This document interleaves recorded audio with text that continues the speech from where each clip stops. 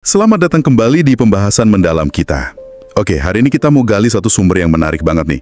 Dari kanal YouTube Helmi Yahya Bicara, waktu ngobrol sama Chandra Putra Negara. Anda mungkin pernah dengar ya, soal gerakan Success Before 30 atau SB30 itu. Nah, pertanyaannya, apa sih cerita sebenarnya di balik SB30 ini? Terus gimana pandangan Chandra soal sukses, soal privilege, soal didik anak zaman sekarang, sampai soal ekonomi dan era digital? Gitu kan? Sumber kita ini obrolan panjang yang wow, isinya daging semua. Mari kita coba bedah bareng-bareng ya. Ya, betul sekali. Kita coba sarikan ya poin-poin kunci dari pengalaman dan filosofi Chandra ini. Terutama gimana sih dia bisa capai tujuannya, terus pelajaran apa yang kira-kira relevan buat Anda juga. Terlepas dari latar belakangnya apa. Oke, kita mulai dari SB30-nya dulu deh. Ini kan bukan target awal yang gimana gitu ya? Bukan. Awalnya Chandra cuma iseng aja gitu. Nulis 26 impian waktu umur 19 habis ikut seminar. Betul, iseng aja awalnya. Tapi yang luar biasa nih, 10 tahun kemudian, semua 26 impian itu loh, Ya, tercapai. serius? Semua. Termasuk yang impian ke-26. Dapat $1 juta AS sama nikahin wanita idamannya. Yang waktu nulis itu Belum jadi pacar ya? belum, masih stafnya malah. Dan itu kejadian pas banget di usia 30. Gitu ceritanya, tapi dia baru sadar pas umur 35, pas lihat ke belakang. Wah, ini kekuatan nulis impian nih. Gila sih sampai detail judonya juga ya. Nah, dia juga bedain sukses sama kaya. Ini penting kayaknya. Iya. Menurut dia, kaya itu cuma ya bagian aja dari sukses. Sukses tuh lebih luas. Betul, cakupannya lebih luas. Impian pertamanya aja kan simple banget. Punya HP Motorola yang gede itu loh, yang jadul. Iya, yang kayak batu bata itu ya.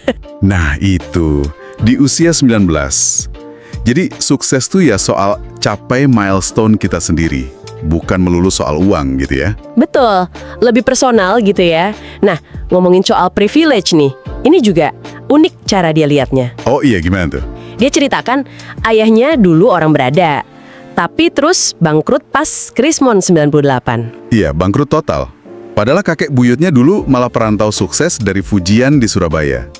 Era 60-an. Nah, Chandra ini justru ngelihat kebangkrutan bapaknya itu sebagai privilege-nya dia.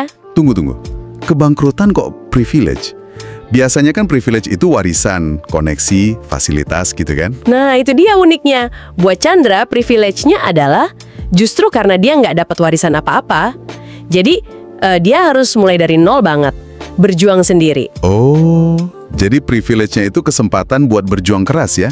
Bukan fasilitasnya? Tepat. Ini kan nantang banget definisi privilege umum ya kan? Dia fokusnya ke mental, ke etos kerja yang kebentuk karena kondisi susah itu. Dia juga nyinggung soal siklus tuh. Siklus apa tuh? Siklus gini, masa sulit itu melahirkan orang hebat. Orang hebat terus ciptain kemudahan kemewahan. Nah, kemewahan ini malah bikin generasi berikutnya jadi lemah.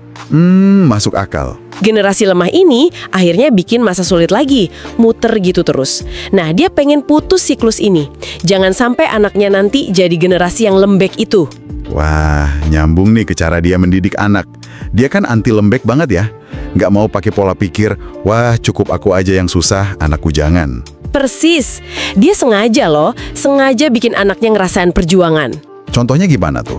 Ya, misalnya anaknya ke sekolah naik ojek aja. Padahal dia mampu beliin mobil kan. Uang jajan juga dibatasi, jadi bawa bekal. Terus didorong ikut bela diri kayak taekwondo, terus renang.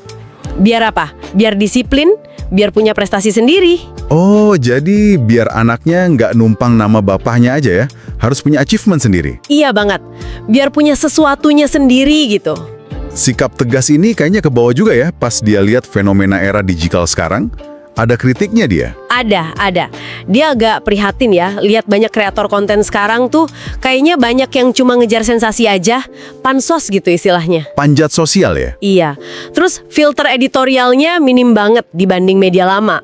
Nah, yang parah, nilai atau kebenaran tuh kayak diukur dari jumlah view sama like aja. Bahaya juga ya kalau gitu. Makanya dia aktif di AKSI, Asosiasi Kreator Konten Seluruh Indonesia. Buat edukasi, bikin kode etik, sama ngurusin perlindungan haki juga. Hak kekayaan intelektual, itu penting. Terus Gimana sikapnya Chandra ini ngadepin kondisi ekonomi yang katanya lagi sulit sekarang? Banyak layoff, ada deflasi, gitu-gitu. Nah, pesannya dia konsisten banget. Jangan ngutuk keadaan, jangan ngeluh, cari solusi. Fokus ke solusi. Solusinya kayak gimana? Ya, macam-macam. Bisa jadi afiliator keh, jadi reseller, atau bahkan kalau perlu, ya cari kerja di luar negeri. Jangan gengsi. Dia bandingin sama Krismon 98. Oh iya. Kata dia, 98 itu jauh lebih parah. Dolar dari 1.600 ke 16.000 coba. Politik nggak jelas. Belum ada medsos buat jualan online gampangnya sekarang. Mesti door to door jualannya. Iya juga sih ya. Jauh lebih kaos kayaknya waktu itu. Nah, tapi nyatanya, dia dan banyak orang lain bisa sukses juga kan waktu itu. Kata dia, krisis itu selalu melahirkan orang kaya baru. Selalu. Pertanyaannya, kitanya mau jadi salah satunya atau enggak, itu aja. Wah, ngena banget tuh. Berarti intinya kunci sukses itu lebih banyak dari dalam diri ya, bukan faktor luar. Betul. Dia percaya sekitar 70% sukses itu ya di tangan kita sendiri. Ada lagu Tionghoa katanya, Pai Chia Chia Chia Yonya, artinya yaitu berjuanglah maka kau akan sukses. Kuncinya ya terus belajar. Belajar dari mana aja? Dari mana aja? Buku, seminar, ngobrol sama orang, observasi, pokoknya jangan berhenti belajar. Terus, ambil tanggung jawab penuh. Jangan nyalain pemerintah lah, keadaan lah, stop deh kayak gitu. Pesannya buat Gen Z juga. Cukup to the point ya.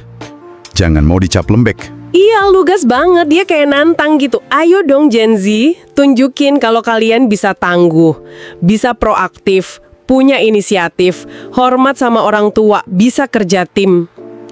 Karena banyak yang rebahan ya sekarang istilahnya. Nah, itu dia. Justru di saat banyak yang pasif atau rebahan, kalau kamu sedikit aja beda, nunjukin kualitas tadi, itu langsung kelihatan, langsung outstanding. Intinya, manfaatin teknologi itu buat maju, buat sukses. Jangan cuma buat ngeluh doang. Wah, banyak banget ya poin yang bisa kita ambil dari obrolan ini. Mulai dari kekuatan nulis mimpi tadi. Iya, itu kuat banget. Terus cara memaknai privilege yang beda, pola asuh yang tangguh itu, sampai sikap proaktif hadapi tantangan zaman sekarang ya. Betul. Ada satu analogi penutup dari Chandra yang bagus banget, menurutku. Apa tuh? Dia bilang gini, kapal itu karam bukan karena air di sekelilingnya, tapi karena air itu berhasil masuk ke dalam kapal. Dalam ya maknanya. Iya. Artinya, lingkungan atau kondisi di luar kita boleh aja negatif, boleh aja sulit. Tapi jangan sampai kita biarin itu masuk, ngerusak mental kita, ngerusak semangat juang kita dari dalam. Jaga kapal kita, jangan sampai kemasukan air. Pengingat yang kuat banget itu. Nah, ini mungkin jadi pertanyaan buat Anda renungkan ya. Gimana cara Anda secara sadar nih menjaga kapal Anda biar nggak kemasukan air negatif dari luar? Entah itu keraguan, keluhan orang, atau kondisi sulit. Gimana caranya biar itu nggak menenggelamkan semangat juang Anda? Terutama mungkin di tengah kondisi yang lagi nggak ideal sekarang. Oke, sampai jumpa di pembahasan mendalam kita berikutnya ya.